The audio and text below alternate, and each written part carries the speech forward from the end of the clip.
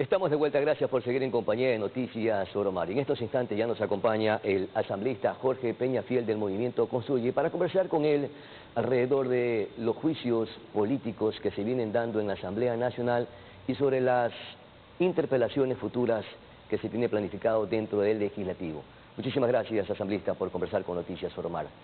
Y es que se cayó el juicio político en contra de Wilman Terán, expresidente del Consejo de la Judicatura. Hay tres probables escenarios de por qué no haya sido censurado este funcionario o exfuncionario. La una que le preguntamos, ¿se defendió bien, presentó buenos argumentos Wilman Terán, o usted como interpelador no tuvo los suficientes argumentos o fueron flojos, o es que la consigna de la Revolución Ciudadana era evidente para librarlo del juicio político? ¿Cuál de estos tres escenarios fue el que mayor peso le dio para no censurar a Wilman Terán? Bienvenido.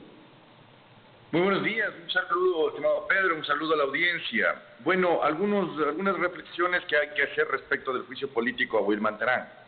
Wilman Terán tenía precisamente un acuerdo con la Revolución Ciudadana para procesar este juicio político. Esto fue evidente desde el inicio del proceso. No es nada ajeno a la realidad para los ciudadanos que Wilman Terán fue defendido por parte de los asambleístas del correísmo desde la Comisión de Fiscalización. A él le otorgaron el tiempo necesario, los micrófonos, el espacio para defenderse.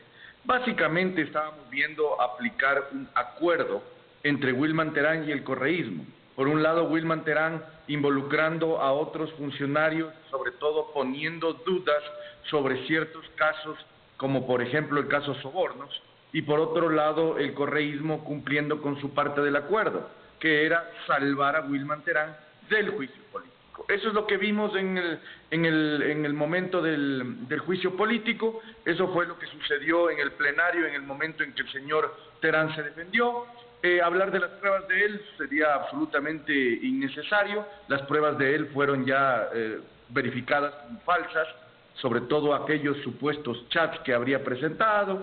Es decir, realmente aquí lo que estábamos viendo era aplicar un acuerdo que estaba previamente establecido. Y eso es lo que vimos y el país estupefacto ha mirado, y el día de hoy tenemos este resultado. Con esto, la Asamblea Nacional no está actuando de acuerdo a los intereses del país. ¿Y por qué le planteo esta premisa? Porque mientras la Fiscal General de la Nación está combatiendo a las mafias delincuenciales, policías y militares están haciendo lo mismo en las calles, la Asamblea Nacional está tomando decisiones contrarias para poder hacer una depuración dentro de las instituciones del Estado, que también son eslabones que están implícitos en estas estructuras criminales. ¿Están defraudando al pueblo ecuatoriano a través de estos juicios políticos? Yo no hablaría que toda la Asamblea se encuentra en esa agenda, estimado Pedro. Ahí yo pensaría que existe una clara diferencia entre la Asamblea que pretende generar una agenda de impunidad e impulsar una agenda de impunidad, con la Asamblea que pretende combatirla, es decir, con la Asamblea que pretende darle la lucha a la inseguridad, a la corrupción y al crimen organizado. Son 88 votos los que votaron a favor del juicio político. Eso es un gran número de asambleístas, sobre todo porque con ese número de asambleístas podemos entender que la gran mayoría de la ciudadanía está en contra del crimen organizado. Y por otro lado tenemos una minoría, que si bien es la primera minoría, no deja de ser una minoría, que es los 47 votos del correísmo. Finalmente, aquí está, yo creo, dos asambleas pretendiendo y pugnando por imponer la agenda que debe tener la Asamblea Nacional. Hemos a nosotros dado el mensaje correcto, la ciudadanía sabe quiénes son los buenos y quiénes son los malos. Al final, ese era el objetivo del juicio político a nivel político.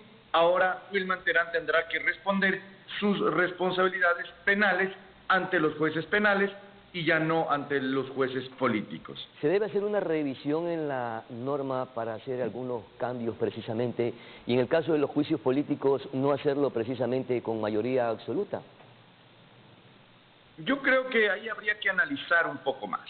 Yo no diría que para todos los juicios políticos se requiera la mayoría calificada de 92 votos, sino tal vez para unos de gran y alto nivel, como podrían ser lo de los ministros y tal vez del presidente de la República.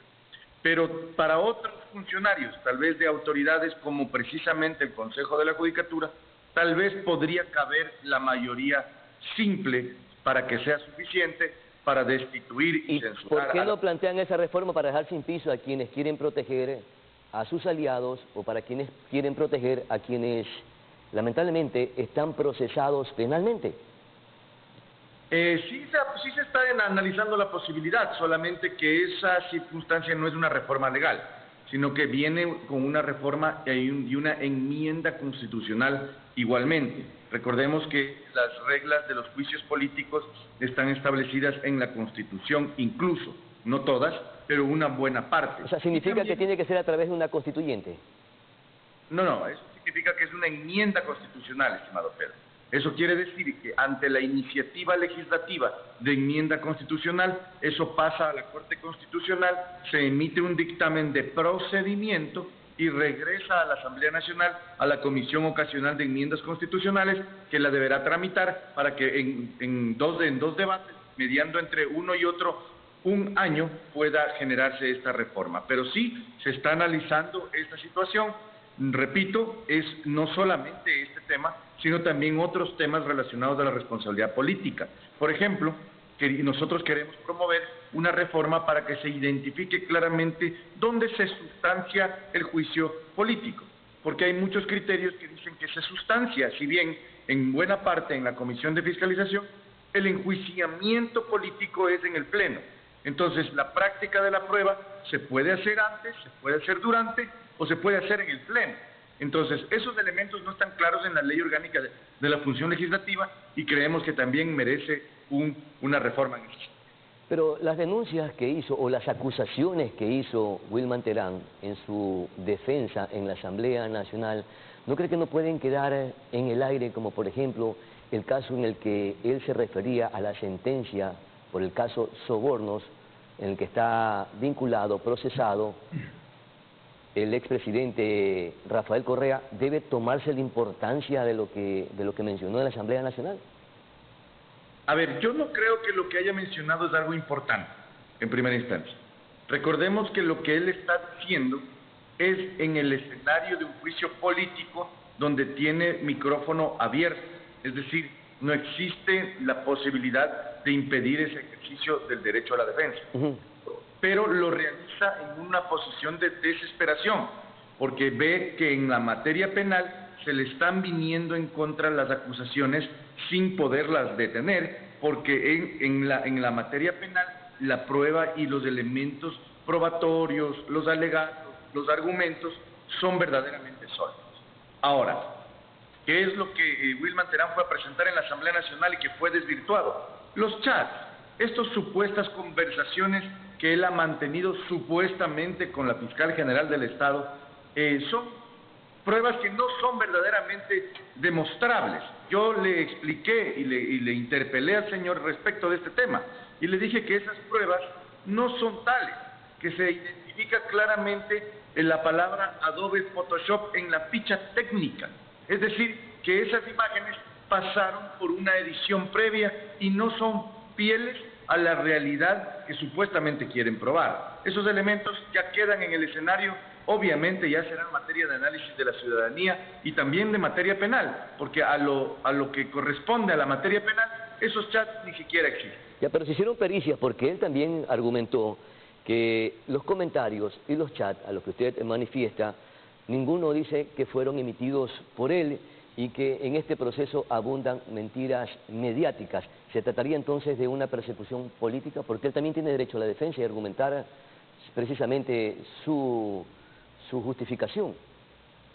Claro que tiene derecho a la defensa. No solamente que tuvo derecho a la defensa, tuvo un exceso de derecho a la defensa, estimado Pedro. Allí vemos cuando en la Comisión de Fiscalización se le permitió hablar por horas de horas. No solamente allí, le permitieron presentar pruebas de manera ilegal. le dieron el espacio para que pueda argumentar, decir, explicar lo que él quisiera. En el Pleno, lo propio. Nuevamente, se suspendió el Pleno inicial cuando estaba vía telemática el señor Terán para que presencialmente venga. Nos hicieron esperar a los asambleístas un día y cuando llegamos a la hora correspondiente nos hicieron esperar todavía más 2 horas adicionales. Es decir, estimado Pedro, el exceso del deber de hecho de la defensa en el caso de Terán ha sido claro, ha sido evidente. Ahora, que lo que él haya dicho cambia la dinámica penal, en lo absoluto. Recuerde que uno de los vicios del consentimiento más importantes es la coacción, la coerción que puede sentir una persona o el miedo que puede sentir una persona a ser ajusticiado por la justicia penal. Por tanto, decir que lo que él decía era verdad es absolutamente descabellado. Asambleísta Peñafiel, ¿fue un error haber llamado juicio político a Wilman Terán, tomando en consideración o conociéndose que el correísmo no iba a aportar con los votos para su censura? Perdóneme, Pedro, no era posible saber en noviembre del año 2023 que el correísmo en julio del 2024 no iba a dar votos. Recuerde que el juicio político se lo presentó antes de saber siquiera que existía un caso Metástasis, antes de saber siquiera que Wilman Terán era una persona vinculada al narcotráfico, antes de saber siquiera que la profundidad de todas las investigaciones penales y demás. Es decir, en ese momento, Wilman Terán era el presidente del Consejo de la Judicatura y, a decir de las palabras de los propios colaboradores de él, el dictador del Consejo de la Judicatura.